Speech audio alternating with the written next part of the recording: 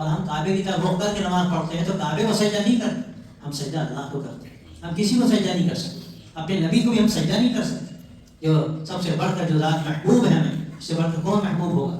یہ باتیں ہیں جو لوگ جانتے ہی نہیں. اسلام ہے تو دہشت گردی کی تعلیم، یہ غلط فہمیاں دماغوں میں بٹھائی گئی ہیں، کیسے دور ہوگی؟ یہ ہمارے اخلاق سے دور ہوگی، ہمارے طرز عمل سے دور ہوگی. گرچہ یہ جو ہمارا نظام ہے اس میں ہم نے اس کو استاد شامل نہیں کیا، لیکن اس کے ساتھ ساتھ تذویح کا کام پیام انسانیت کا بھی ہے. تذویح سے تحریک چلی حضرت مولانا علی میاں رحمۃ اللہ علیہ کہ ہمیں اپنے اپنے محلے کے جو برادران وطن ہیں ان کی بھی فکر کرنی. سے انتہائی مفید اور قیمتی نصیحتیں سنیں. میں حضرت کو یہ بتاتا چلوں کہ کافی دور سے اس سبھی میں علماء کرام آپ کو صرف سننے کے لیے اور آپ سے رہنمائی لینے کے لیے تشریف لائیں ہیں. تقریباً 20-25 کلومیٹر کے دائرے کا احاطہ کیا گیا ہے، وہاں تک دعوت پہنچائی گئی تھی. اور علماء کی یہ تعداد اور یہ مجمع بتا رہا ہے کہ سب ایک شوق اور جذبے کے ساتھ کچھ لینے کے لیے یہاں آئے ہیں. اب میں بلا کسی تاخیر کے حضرت والا سے بسط احترام گزارش کروں گا کہ اپنی قیمتی نصیحتوں سے ہم سب کو نوازیں.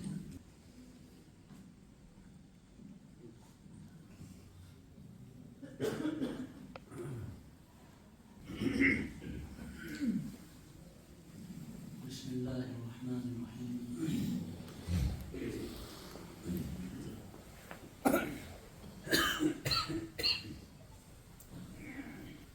الحمد للہ رب العالمین،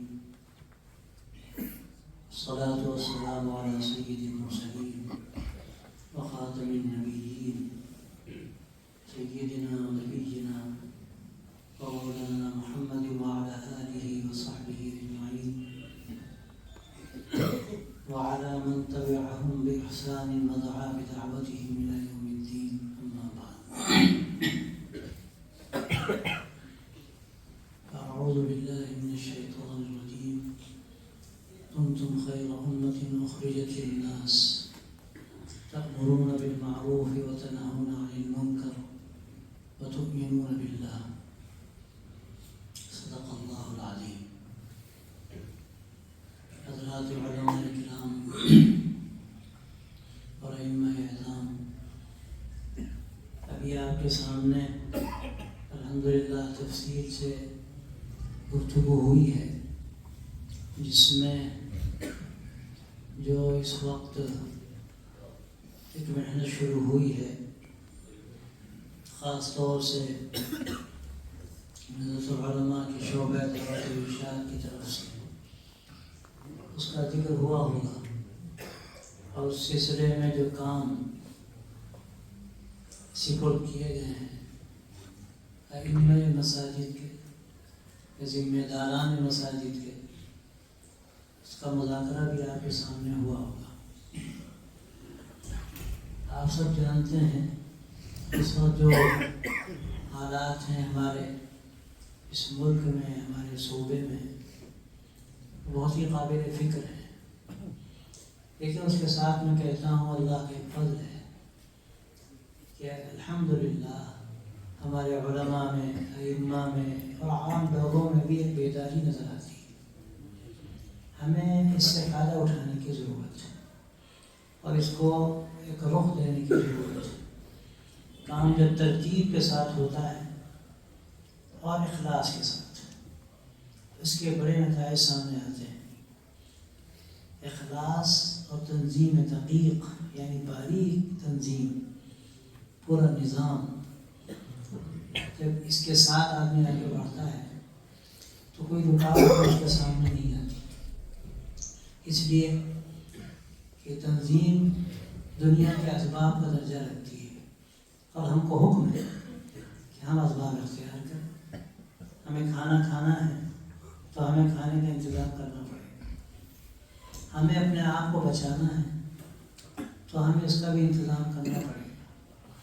ہمیں آنے والی نئی نسل کا تحفظ کرنا ہے تو ہمیں اس کا بھی انتظام ظاہری طور پر جو اس کے اسباب ہیں ان کو اختیار کر کے ہمیں آگے بڑھنا پڑے گا.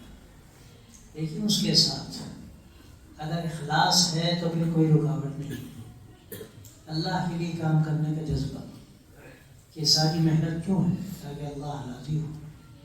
اللہ کا دین اللہ کے بندوں تک پہنچے اور محفوظ رہے، اور ہمارے آنے والی جو نسل ہے اللہ تبارک و تعالیٰ اس کو ایمان پر قائم رکھے۔ یہ اگر آدمی اللہ کے لیے کر رہا ہے تو یہ بہت بڑی خدمت ہے اور اللہ کی رضا کا بہت بڑا ذریعہ ہے۔ تو ایک طرف تنظیم کی ضرورت ہے اور دوسری طرف اخلاص کی ضرورت ہے۔ آپ غور کیجیے، ہمارے یہاں عام طور پر جھگڑے جو ہوتے ہیں کیوں ہوتے ہیں؟ صرف اس لیے ہوتے ہیں کہ ہمارے اندر اخلاص نہیں ہوتا۔ ہم اس لیے کام کرتے ہیں کہ ہمیں عزت حاصل ہو، ہم اس لیے کام کرتے ہیں کہ ہمارے وظیفے میں اضافہ ہو، ہمیں دولت کہیں سے مل جائے، لوگ ہماری قدر کریں۔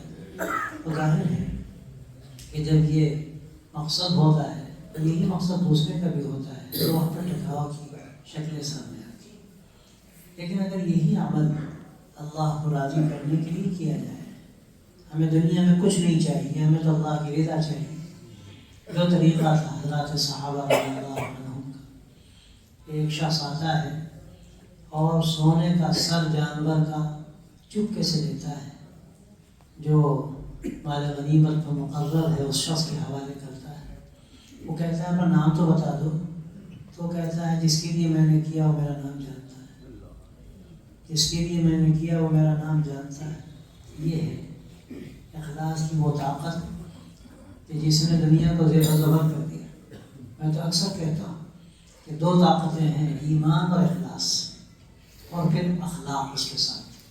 ایمان اور اخلاص کے ساتھ اخلاق، ایمان تو بنیاد ہے، اخلاص اور اخلاق یہ دو طاقتیں ہیں کہ جن کو اگر آپ دیکھیے گا تو پوری تاریخ بھری پڑی ایسے ایسے واقعات ہمارے سامنے آتے ہیں کہ آپ کو دم لگ جائے، اللہ کی خاص مدد ہوتی ہے۔ الحمدللہ مجھے انتہائی مسرت ہے کہ آپ اس کام میں لگیں، آپ کوشش کر رہے ہیں، لیکن پہلی بات میں کہتا ہوں کہ یہ سب اللہ کے لیے کیجیے، اللہ راضی ہو۔ آپ دیکھیں کہ آپ کو کام کرنے کے اندر ایک مزہ آئے گا، لطف آئے گا۔ کوئی رکاوٹ ڈالے گا آپ پر اثر نہیں پڑے گا، کوئی آپ کا راستہ کھوٹا کرے گا آپ پر اثر نہیں پڑے گا، کوئی آپ کی ٹانگ کھینچے گا تب بھی آپ پر اثر نہیں پڑے گا۔ کیوں؟ اس لیے کہ آپ تو اللہ کے لیے کر رہے ہیں، اور اللہ کے لیے کرنے والے کا اجر قدم بڑھاتے ہی متحقق ہو جاتا ہے، اللہ کے لکھ دیا جاتا ہے۔ اب کوئی سوچے ہم نے یہ کیا نتیجہ نہیں نکلا، نتیجہ نکالنا تو اللہ کا کام ہے۔ ہم نے قدم بڑھایا، اللہ کے اس کا اجر لکھ دیا گیا۔ اب یہ جب تصور پیدا ہوگا بلکہ یقین پیدا ہوگا، اب آپ غور کیجیے ہمارے کاموں میں کیسے قوت پیدا ہوگی، ہمیں لطف آئے گا۔ کیا کوئی ہماری مزدوری روک سکتا ہے؟ متولی صاحب تنخواہ نہ بڑھائیں، فلاں ذمہ دار ہیں وہ کتنا دے رہے ہیں کتنا نہیں دے رہے ہیں، پہلے والے عزت کر رہے ہیں عزت نہیں کر رہے ہیں۔ ہمارا مقصد ہی نہیں ہے یہ، ہمارا مقصد تو اللہ کی رضا ہے، اور اس کے لیے جب ہم نے قدم بڑھایا اللہ کے اس کا اجر لکھ دیا گیا، یہ اصل ہے۔ اب آپ دیکھیے جب اس کا اجر سامنے آیا تو کام کرنے کا لطف آنے لگا۔ کسی کو آپ نے اٹھ کے ایک گلاس پانی پلا دیا، لیکن یہ سوچا کہ اس کا اللہ کے کتنا اجر ہے، تو آپ کو ہر قدم پر ایک لطف آئے گا، مزہ آئے گا۔ آپ نکل رہے ہیں، محلوں میں جا رہے ہیں، گھر گھر جا رہے ہیں، آپ ان کا پورا نظام بنا رہے ہیں، آپ ان کا بایو ڈاٹا تیار کر رہے ہیں، تفصیلات آپ لکھ رہے ہیں، فارم بھر رہے ہیں۔ یہ سب کام کیوں کر رہے ہیں؟ اللہ کے نبی کی امت کدھر جا رہی ہے؟ کیا ہم پر ذمہ داری نہیں ہے کہ ہم لوگوں کی خبر گیری کریں؟ خود حضور اقدس صلی اللہ علیہ وسلم کا حال کیا تھا؟ کان اذا فقدوا اصحابہ صلی اللہ علیہ وسلم، آپ اپنے ساتھیوں کی خبر گیری رکھتے تھے۔ میں سمجھتا ہوں کہ یہ مقام جو امامت کا ہے بہت بلند مقام، ہم نے اس کی بہت تحقیر کی اور اس کے مقام کو ہم نے گرایا ہے، ورنہ یہ مقام نبوت ہے۔ اللہ کے نبی صلی اللہ علیہ وسلم کا یہ مصلی ہے جہاں ہم کھڑے ہوتے ہیں، یہ مسجد نبوی سے ملا ہے، اور یہ نسبت مسجد نبوی کی نسبت ہے۔ جب یہ ہمارے اندر جذبہ پیدا ہوگا پھر اس کے بعد کون سی طاقت ہے جو ہمیں روک سکتی ہے؟ اب اس نسبت نبوی کو لے کر اللہ کے دین کے لیے پھرنا، اور گھر گھر جا کر دروازہ کھٹکھٹانا اور لوگوں سے ملنا، اور کبھی کڑوی کسیلی سننا، اللہ کے نبی صلی اللہ علیہ وسلم کی نسبت کو سامنے رکھتے ہوئے، آپ کی وراثت کو سامنے رکھتے ہوئے کہ آپ صلی اللہ علیہ وسلم کو کیا نہیں کہا گیا۔ پوری مکہ مکرمہ کی زندگی دیکھی، مدینہ طیبہ آنے کے بعد بھی کیسے کیسے حالات سے آپ کو گزرنا پڑا۔ کیا وہ وراثت اور وہ نسبت ہمارے لیے آخری درجے کی شرف کی بات نہیں ہے، اور یہ شرف حاصل ہے ائمہ کرام کو۔ تو میں سمجھتا ہوں کہ مسجدیں تو ہمارے لیے سینٹر ہیں، مرکز ہیں، دین کا مرکز۔ یہاں سے گویا کہ ایمان سپلائی ہوتا ہے، یہ پاور ہاؤس ہے، جیسے پاور ہاؤس سے بجلی سپلائی ہوتی ہے پورے محلے میں، پورے علاقے میں الگ الگ ٹرانسفارمر ہوتا ہے، وہ ٹرانسفارمر لگا دیا جاتا ہے کہ پورے اس علاقے میں بجلی سپلائی ہوتی ہے۔ اسی طرح یہ ہماری مسجدیں پورے علاقے کے لیے جتنے بھی مکان محلے اس مسجد سے متعلق ہیں وہاں کے لیے یہ پاور ہاؤس، لیکن ایمان کا پاور ہاؤس، یہ علم دین کا پاور ہاؤس، اس کی ہم کو محنت کرنی ہے، اس کے لیے آپ اور ہم یہاں پر جمع ہوئے ہیں۔ اور یہ بات آپ سے پہلے بھی کہی گئی ہوگی، اور میں پھر کہتا ہوں، یہ تقریر سنانے کے لیے آپ کو نہیں جمع کیا گیا، آپ کو اس لیے جمع کیا گیا کہ ایک نظام ہم یہاں سے لے کر جائیں، ایک بات طے کر کے جائیں۔ آج کے ان حالات میں جبکہ ساری دنیا پورے سسٹم کے ساتھ چل رہی ہے، آپ دیکھ لیجیے ایک سسٹم ہر جگہ پر ڈیولپ کیا جا رہا ہے۔ افسوس کی بات یہ ہے کہ ہمارے حلقوں میں توجہ نہیں، اور عجیب سے بڑھ کر افسوس کی بات یہ ہے کہ جو دوسری چیز ہونی چاہیے اخلاص، وہ بھی نہیں۔ اب نہ اخلاص ہے نہ تنظیم ہے، پھر کیا کام کیسے آگے بڑھے گا؟ ہم یہاں سے ان دونوں باتوں کو لے کر ہمارا ہر کام اللہ کے لیے ہوگا، پہلی بات۔ نمبر 2، ایک نظام کے ساتھ ہم کو چلنا ہے۔ ابھی آپ کے سامنے جو 5-6 دناتی پروگرام رکھا گیا کہ کوئی مسجد ایسی نہ ہو جہاں جمعے میں خطاب نہ ہو، جہاں پر درس قرآن نہ ہو، جہاں پر مکتب کا نظام نہ ہو، جہاں پر آپ جو وہاں کی نوجوان خواتین ہیں، بچیاں ہیں کالجوں اسکولوں میں جانے والی بڑی بڑی بچیاں، ان کے لیے آپ کاؤنسلنگ سینٹر نہ بنا دیں، ان کے لیے تربیتی نظام کا الگ سے انتظام نہ کریں، اور وہ نظام ہفتے واری کافی ہے، ہفتے میں 1.5 گھنٹہ، جس میں 20 منٹ 25 منٹ کسی امام اور کسی عالم کا خطاب ہو توجہ دہانی کے لیے، اور اس کے بعد 1 گھنٹہ ان کی تربیتی مشق، معلمات وہاں پر ان کو مشق کرائیں، قرآن مجید کی تصحیح ہو، اس کے ساتھ ساتھ مسائل کا مذاکرہ ہو، اور پھر ان کے اندر ایک جذبہ ایمانی پیدا کیا جائے، ایک ایمانی حمیت پیدا کی جائے۔ اس وقت سب سے بڑھ کر جو کوشش ہو رہی ہے ایمان کو دلوں سے کھرچا جا، اس کے لیے پوری پلاننگ ہے، تو اس کے لیے ہمیں بھی کوشش کرنی پڑے گی۔ اور یہ اگر ہم طے کر لیں کہ ایک ایک مسجد کو ہم مرکز بنائیں گے، اور یہ اگر آپ غور کیجیے تو اللہ کے رسول صلی اللہ علیہ وسلم کا طریقہ، مسجد نبوی اسلام کا مرکز ہمیشہ سے رہی، آپ صلی اللہ علیہ وسلم کے سارے احکامات وہیں سے جاری ہوتے تھے، یہاں تک کہ لوگ آتے تھے، وفود آتے تھے، غیروں کے وفود آتے تھے، آپ مسجد نبوی میں کبھی کبھی ان کو ٹھہراتے تھے، وہیں پر گفتگو ہوتی تھی۔ آج ہمارے اندر کوئی نظام اس کا نہیں، بہت سے لوگ کوشش کر رہے ہیں، ہمارے برادر نے بتانے کبھی مسجد لائیے، ان کو بٹھائیے، کچھ کھانا وانا کھلائیے، کچھ ان کو چائے پانی کرائیے اور بتائیے کہ دیکھیے ہماری مسجد ہے، اللہ کا گھر ہم اس کو کہتے ہیں، یہاں پر اللہ کی عبادت ہوتی ہے، اور وہ ایک سادے طریقے پر ہوتی ہے، ہمارے سامنے کوئی علامت نہیں ہے، اور ہم کعبے کی طرف رخ کر کے نماز پڑھتے ہیں تو کعبے کو سجدہ نہیں کرتے، ہم سجدہ اللہ کو کرتے ہیں، ہم کسی کو سجدہ نہیں کر سکتے، اپنے نبی کو بھی ہم سجدہ نہیں کر سکتے، جو سب سے بڑھ کر جو ذات محبوب ہے ہمیں، اس سے بڑھ کر کون محبوب ہوگا؟ یہ باتیں ہیں جو لوگ جانتے ہی نہیں۔ ابھی ایک صاحب بتا رہے تھے، کسی دوسرے ملک کے تھے، انہوں نے کہا کہ ایک صاحب ملے اور اس سے گفتگو ہوتی بات یہاں تک پہنچی، وہ کہنے لگے ہم تو کچھ اور سمجھتے تھے، آپ تو کچھ اور نکلے، اور جملہ انہوں نے یہ نکالا زبان سے کہ ہم تو ہر مسلمان کو ٹیررسٹ سمجھتے تھے، ہر مسلمان ہے تو دہشت گرد، اسلام ہے تو دہشت گردی کی تعلیم۔ یہ غلط فہمیاں دماغوں میں بٹھائی گئی، کیسے دور ہوں گی؟ یہ ہمارے اخلاق سے دور ہوں گی، ہمارے طرز عمل سے دور ہوں گی۔ گرچہ یہ جو ہمارا نظام ہے اس میں ہم نے اس کو مستعار شامل نہیں کیا، لیکن اس کے ساتھ ساتھ نظوہی کا کام پیام انسانیت کا بھی ہے۔ نظوہی سے تحریک چلی حضرت مولانا علی میاں رحمۃ اللہ علیہ کہ ہمیں اپنے اپنے محلے کے جو برادران وطن ہیں ان کی بھی فکر کرنی، اپنے اخلاق سے، اپنے ان کی خدمت کر لینے سے، تھوڑی سی محنت سے اگر ہم کوشش کریں گے تو محلوں کے محلے انشاءاللہ بدل جائیں گے۔ تو میں آج یہ کر رہا تھا کہ آپ اسی لیے آئیں تاکہ ایک نظام لے کر جائیں، کام کرنا ہے اللہ کی رضا کے لیے، اور کیا کرنا ہے ایک ایک مسجد کو سامنے رکھ کر ہمیں مسجد کو ذریعہ بنانا ہے لوگوں تک دین پہنچانے کا، بڑوں میں بھی، بچوں میں بھی، خواتین میں بھی، ہر طبقے میں ہم دین پہنچائیں. اس کا طریقہ کیا ہوگا؟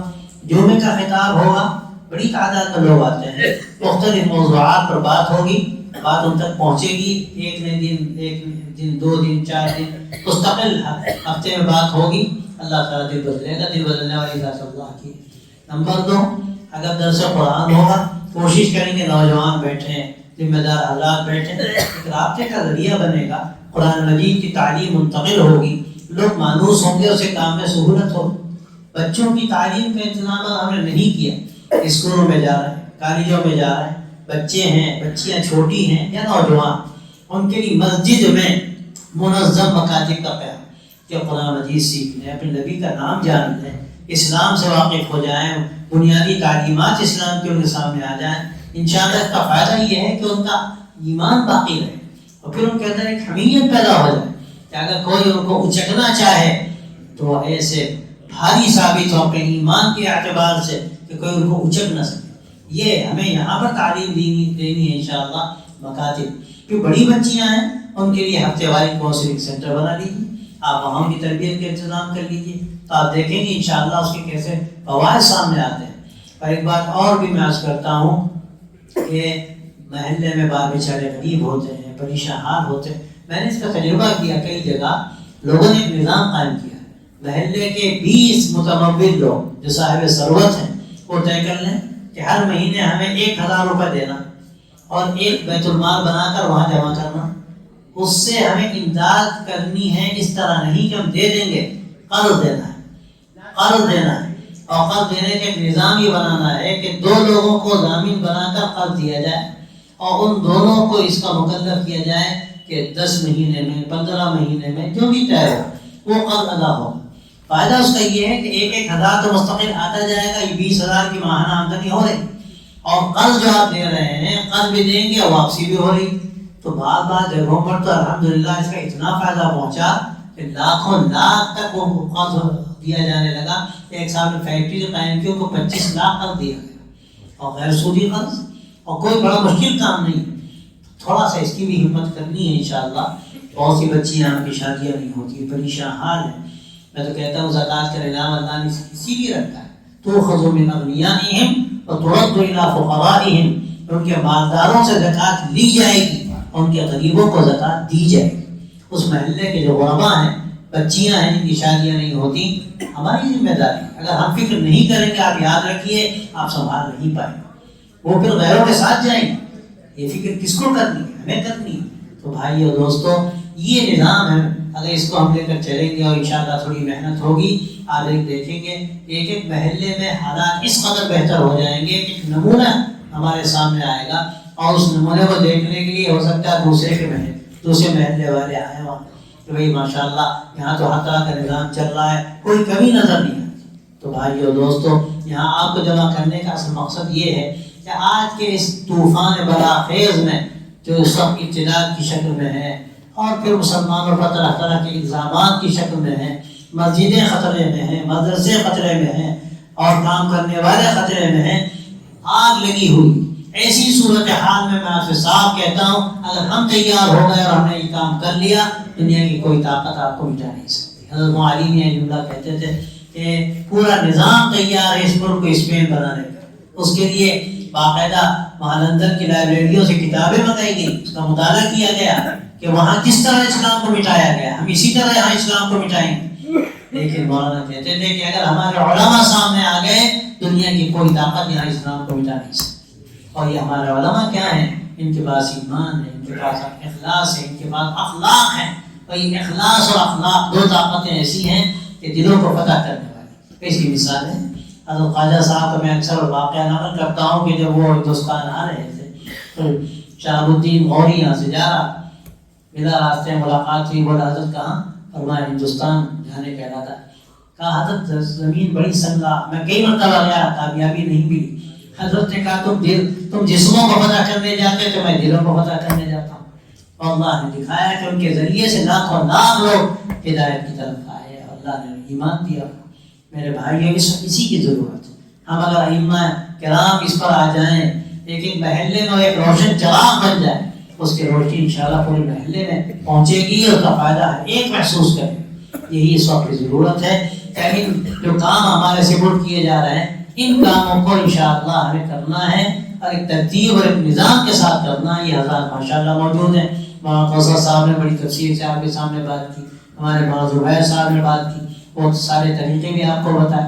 ہمیں ان طریقوں کو سمجھ کر آگے بڑھنا اور کام کرنا انشاءاللہ بھی محلے محلے اور ایک ایک سینٹر میں ہمیں انشاءاللہ نظر آئے گا کہ کس طرح ہمیں اپنے ایمان کو محفوظ رکھنا ہے. تو یہی مقصد ہے حاضری کا اور یہی آپ حضرات کے سامنے باتیں عرض کرنی تھی.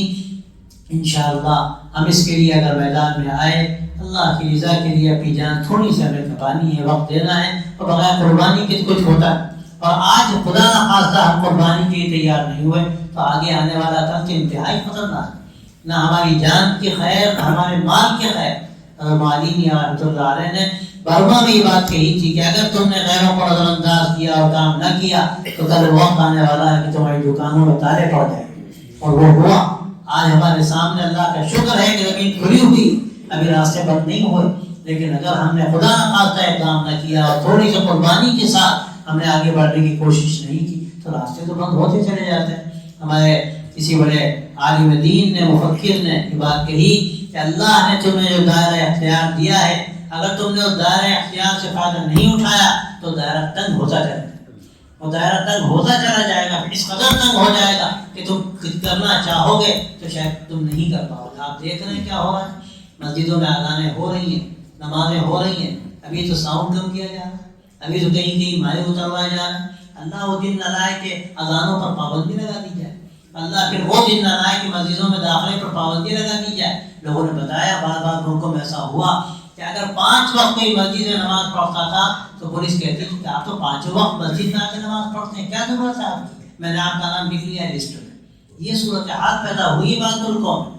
تو بھائیو یہاں اللہ نے بڑا ہم پر احسان و کرم فرمایا کہ ہم آسانی سے آتے ہیں, نمازیں پڑھتے ہیں. لیکن اب ہمیں تھوڑا سا آگے بڑھنے کی ضرورت ہے, ہمت سے کام لینے کی ضرورت ہے. اور میں صاف کہتا ہوں بالکل مایوسی کی کوئی بات نہیں. ہمارے سامنے اللہ نے ایسی زمین کشادہ رکھی ہے اور کاموں کے ایسے راستے ہمارے سامنے کھولے ہیں, لیکن کرنے کی ضرورت ہے. اگر کریں گے تو انشاءاللہ آگے آسانیاں پیدا ہوتی چلی جائیں گی. اور خدا نہ خواستہ اگر ہم غافل ہوئے تو ہم سب کے لیے بڑے خطرے کی بات ہے. میں اسی لیے آیا تھا کہ آپ کو توجہ دلاؤں کہ جو کام آپ کے سپورٹ کیے جا رہے ہیں آپ میدان میں آئیے, آپ کوشش کیجئے, اللہ تعالیٰ آپ کی اس کوشش کو قبول فرمائے گا. والذین جاہدوا فینا لنہدینہم سبلنا. اللہ تعالیٰ صاف کہتا ہے کہ ہمارے راستے میں جو ہمارے لیے جانے کھپاتے ہیں ہم ان کے لیے راستے کھولتے ہیں. دونوں شرطیں ہیں. ہم ایک تو الذین جاہدوا فینا میں فینا کی بھی شرط ہے, اور پھر آگے الذین جاہدوا فینا لنہدینہم سبلنا, جو ہمارے لیے ہمارے راستے میں جانے کھپاتے ہیں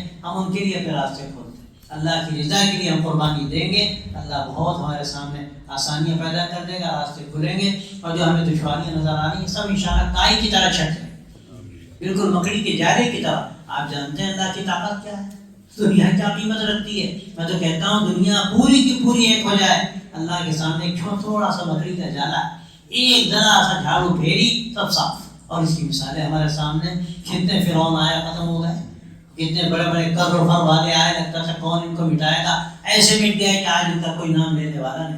میرے بھائی تو کون ہے ایسا جو ہمیشہ رہے گا, لیکن وہی رہے گا کہ اپنے آپ کو اللہ سے جوڑے گا, جو ذات غیر فانی ہے اور ہمیشہ کے لیے باقی ہے, اس سے اپنے آپ کو جوڑے گا, اللہ اس کو بقا عطا فرمائے. اسی کی ضرورت ہے. اللہ تعالیٰ ہم سب کو توفیق دے, اللہ تعالیٰ اس حاضری کو قبول فرمائے اور خیر کا بنائے.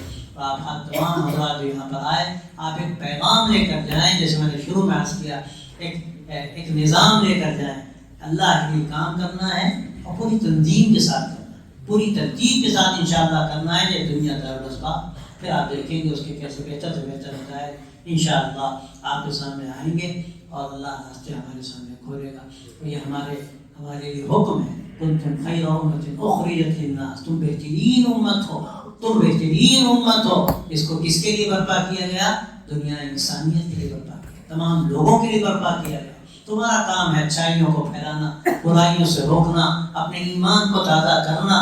یہ ہماری مسلسل ہے انشاءاللہ. اگر محنت ہوگی تو ہمارے لیے بھی خیر کا ذریعہ بنے گی اور عالم انسانیت کو بھی اس کے ذریعے سے ہدایت ملے گی. اللہ تعالیٰ ہم سب کو توفیق دے اور آپ کی حاضری کو قبول فرمائے. صلی اللہ تعالیٰ علیہ خلقه سيدنا مولانا محمد وآله وصحبه أجمعين برحمتك يا